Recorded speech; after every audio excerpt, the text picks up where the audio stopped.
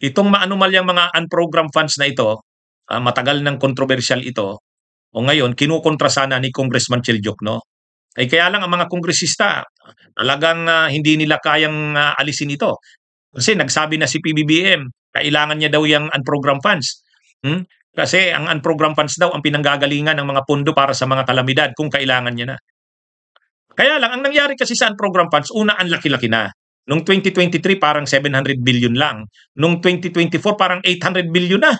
800 billion, gano'n nakalaki. Lump sum. At ang problema, ginagamit na rin yung unprogrammed funds sa mga flood control at iba pang infrastructure.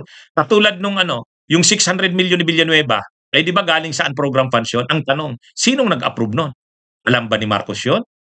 At yung 2.8 billion na kontrobersyal na pondo na sinabi ni Yusek Bernardo ng DPWH na linapitan siya ng isang Yusek Olaybar, inutusan daw ng galing kay Office of the Executive Secretary Bersamin na mayroong 2.8 billion na project galing sa unprogrammed funds. So, alam pa ba yun ni PBBM?